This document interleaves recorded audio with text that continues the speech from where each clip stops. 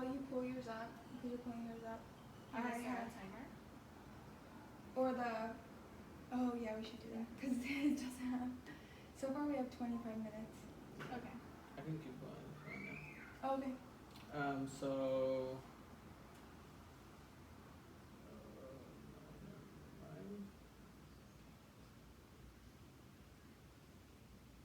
Oh yeah, so I was saying that the first never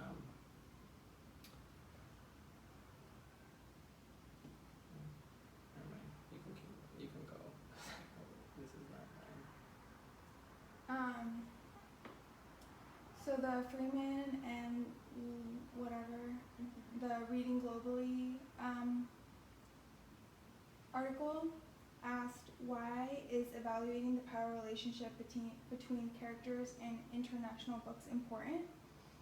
And I wrote that, and it said throughout the article that the power relationships between characters in international books is important because they influence a reader's attitude towards a certain group, and also it shows if the author respects the culture, if they're sympathetic to a character's struggle, if the author understands the character's experience, and it can also, and therefore you yourself as a reader can judge these things in an international book by selecting better books that demonstrate like a better taste towards a certain group. If you find that an author is like stereotyping them. Honestly, when I was younger, I was like really impressionable, so I kind of like believed everything. Me And too. so like if I saw these books that were supposed to be cultural, or they were intended to tell the story about a person or a group of people, I would just believe it because I'm like, oh, it's in a book, like they must have done research. But like reading that, I was like, oh my gosh, there's so much I don't know, and I can't just trust everything just because, like, I could write a book if I wanted to about anything. And that checklist that they provided was just really eye-opening for me. Yeah. Yeah. Yeah, my Freeman and Neiman was how do you rate books authenticity, and that's kind of what you guys are saying is that checklist. And most of important thing is like really looking at the author that wrote the book, really looking where he's kind of from, and you know what kind of knowledge he has and background educational information that he has. Also looking at things of their qualifications and to see like because even though you're from, and this is what the article or the book also said, that even though you are from a certain culture doesn't mean that you necessarily can write from that culture, and even though you have been to a certain place doesn't mean that you can also write about a culture. So they just really have a big conflict on that, just because they don't really know how long do you have to stay in a certain group of culture if you don't if you're not from there, like how, like what is a good amount that you have to stay there so that you can fully understand their culture and stuff like that. So it's really looking at just those authenticity of the author, and really looking to see if what he's saying is portrayed widely and broadly. And responsibly. Oh, and then I have to do student B, right? What criteria is important to use when evaluating international children's book? So also what is the intention? Like you need to look at the intention of your lessons that you're doing. So you need to see if the lessons that you do are good for the Reading Globally kind of type books. So you need to look to see if if they can contribute to your daily lessons, and again we need to see where the author is from, where he came from, and all those other characteristics that made the book authentic. And we need to look at the students we are serving and to see what the concentrations of the books are. And the reason being is because some books are more sensitive than others to some certain types of kids. So you need to look at the developmental level to see whether that book is appropriate to them. And that is why presenting a book, we need to show students how to approach a certain type. So even before you start reading a globally, internationally book, you need to show them that how to interact in those types of books, like how to responsibly um, talk with one another. Mm-hmm. What we were just talking about the author and like how they portray a culture or whatever, it just makes me think like how in elementary school we were never, I mean at least I wasn't, like there's very few exercises where teachers have kids like question the author or challenge the author's authority and authenticity. And like I just think now, especially with social media and so much fake news or alternative news and like just so many people posting like a fact on Facebook, like that is such an important exercise to do with kids, to have them question and like, I don't know, practice that. Yeah, I remember like in high school there was like an acronym, but I forgot the acronym, but it was like these 4 things that you have to do to question the author and like something like that. And I wish that there was like, I don't know, maybe it was part of that checklist, but like something where you could specifically like check the author. I don't have any.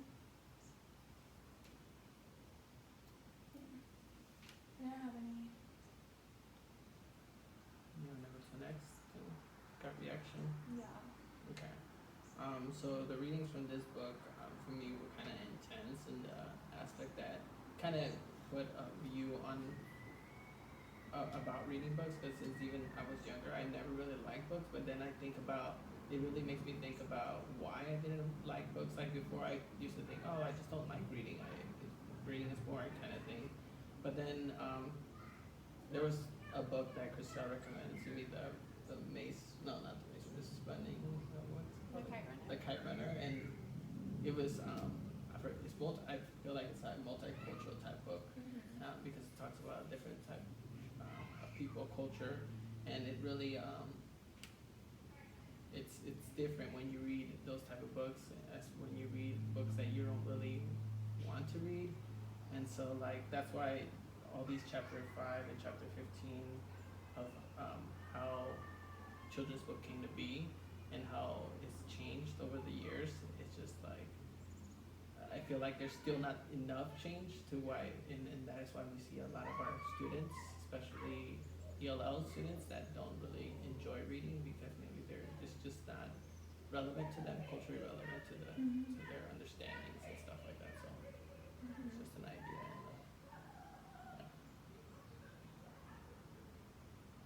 Oh, and the other side book, it was really eye-opening because you can see it from that fence is really, you can see it from any perspective. From my perspective, I feel like it's a barrier, and a barrier that we can't really cross. It's like you can't really cross that fence. It's just like a limit to us.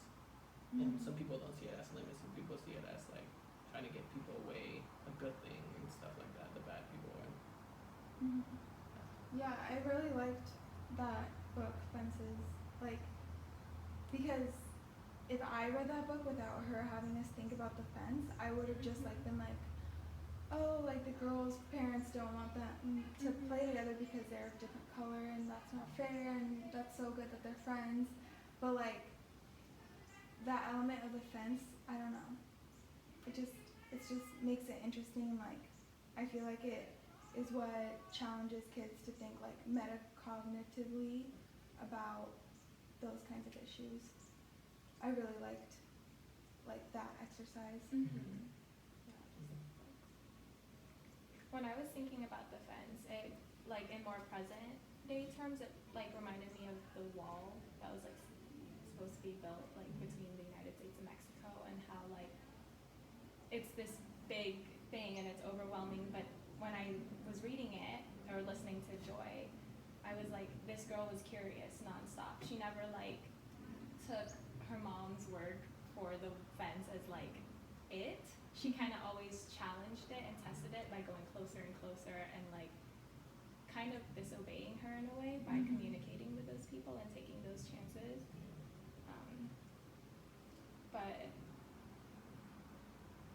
kind of gave me like optimism, I guess. Like, oh, change can happen, but I don't know.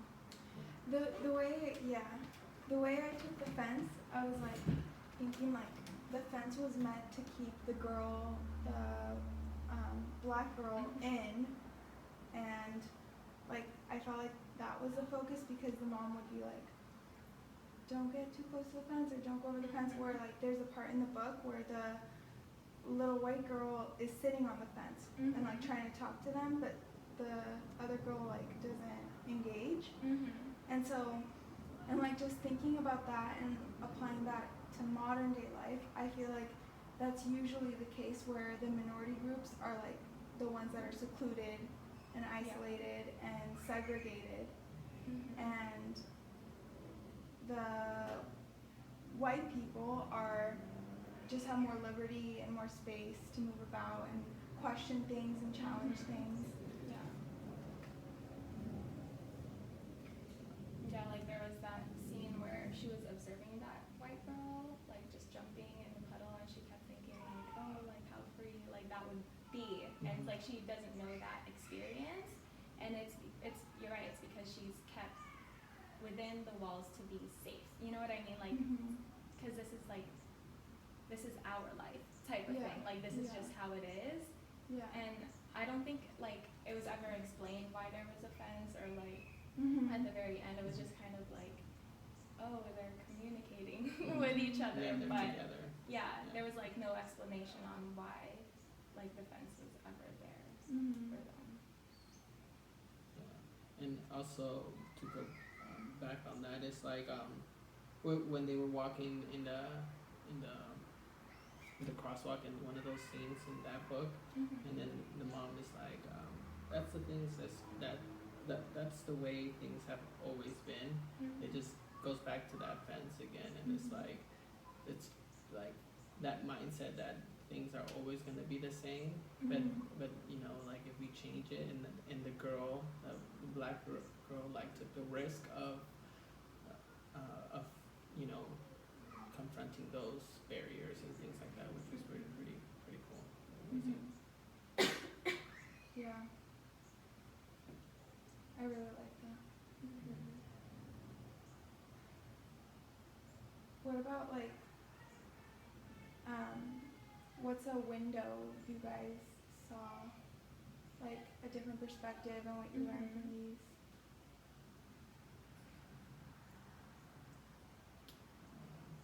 I kind of like goes back to what we were just talking about, is the different ways people perceive the fence. It's like I said, people that, you know, have the fence for security reasons, or just kind of what Crystal was saying about the wall that they wanted to make from right now, the elections and stuff like that. It's like here in the United States, they feel like a wall protects them from people coming in, and they feel like more protected and feel like less people or criminals and stuff like that are gonna come. But then people that like myself and my family think it's more like a bridge. It's like it should be a bridge. It should be like more open so that people can, you know, it's like more family type thing, and it's like to get together and instead of having those closed barriers and walls and stuff like that. So it's really like, you know, I don't know. For me, the window made me think like of a different perspective, which is a child's perspective, which is like, we've all been children, but like it's so easy to forget how children think, because I do remember like my mom saying racist things to me as a kid and like believing it, but like at the same time still going about being friends with people of color, and I don't know, it just makes me, it's just interesting, like, and it makes me think and like almost makes me excited to like present these kinds of books and like ask these kinds of questions to young kids, and like I'm just so curious what an actual group of children would say. The thing I took from this was how real this book is, even if it's not. You know what I mean? Like, it still feels very current to me, because although there isn't like a physical fence separating people, I feel like there are a lot of like fences we have within ourselves that like, and our students that we've worked with in regards to like adversities like socioeconomics and race, you know, and gender. Like those are still things that I don't think are fixed.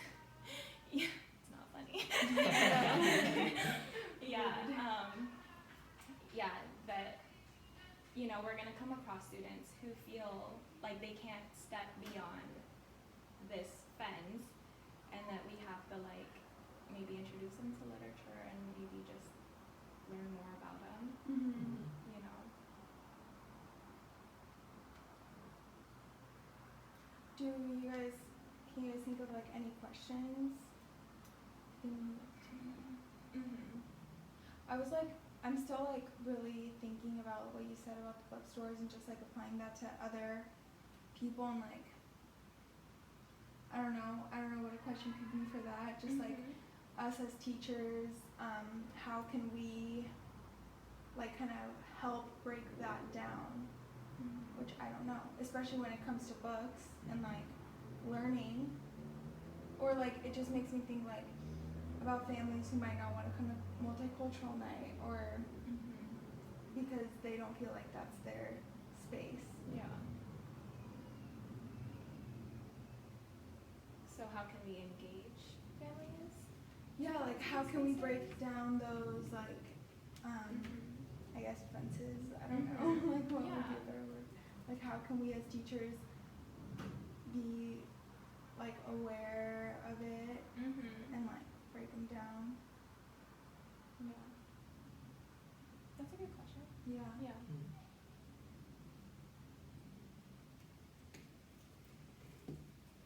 Have you guys read Tiki Tiki Tembo? I have. Yeah, I have. You have read? What was like your initial reaction of it? Oh, I didn't read it right now. I haven't read it recently. Oh, okay, I'm remembering now what it was about. Wasn't it like the well? Isn't there a well? I've never read the book, but it's about like a Chinese. Yeah. Oh, you haven't read it I've yet? never read it. Yeah. I think that there's like a well or something, and I just remember the boy's name is like Tiki Tiki Tembo, No So Rembo, Ari Ruchi, Piperi Pum. It's like super long name. Yeah. And like he falls into the well. Oh man, I can't. I should read it again. Yeah, so she shared like a blog post about it, and how it was like culturally unresponsive, like the book was for students. And a question I have is like, how can you address, you know what I mean? Like, cause in the blog post, like she was in the middle of a play that was supposed to be like, hey, we put this play for you because you're Chinese, and she like didn't know how to like say that, It wasn't. oh, this is actually racist and it's not Chinese, like it's Japanese. So like how do you, like as an educator, advocate for like culturally responsive, like how do you start a conversation, you know what I mean? If you're like, it's easy in our school district, I think, because they're so like on it, but in other school districts, like I wouldn't know how to be like the only voice for, you know what I mean? Like advocating for that. Well, and also in that article it said that it's like they were generalizing, like if like all Asians were the same, like if all Chinese, they all got along, and when there's different types of, so like, cause I know it was saying something about like that in a group there's also smaller groups and they not always got along with each other, so then it was like how do you know if that's appropriate for the type of child that we're serving, kind of like Chriselle was saying, because it's like we don't really know if that you know chant or whatever they were saying was actually like okay with that specific I don't know how to say Korean culture, I don't know. Because it's not like a culture, because a culture can be broad, but then the small subculture, I think you can say, like they don't really. Because I haven't read the book either. I don't Yeah. know what the book's about. I just remember like, I think that Tiki Tiki Tumbo fell into the well, and like, this boy had to run back and tell someone to help him get him out of the well, Mhm. but he would run back to the village and he was so out of breath he could hardly say his name. Oh. like, But I don't remember much of it. Uh-huh. I'm curious now. I do want to read it Yeah. now. Yeah.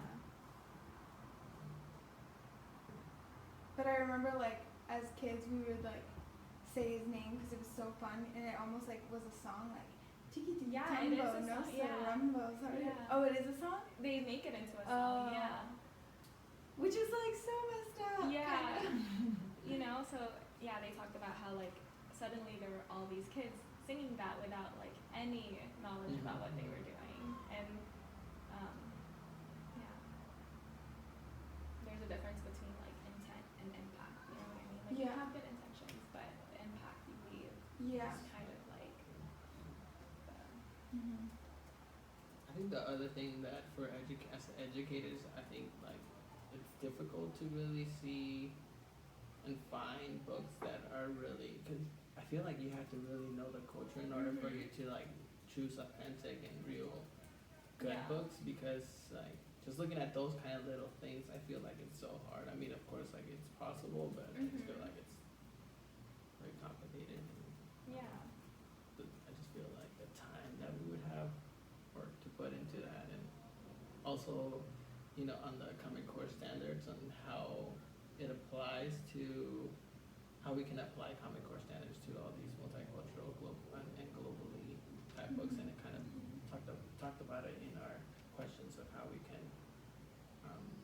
have those books to meet our Common Core standard needs that we have. Mhm. So it's just I think we're good, right? Yeah. It's been 21 minutes. So we can stop that. And then I'll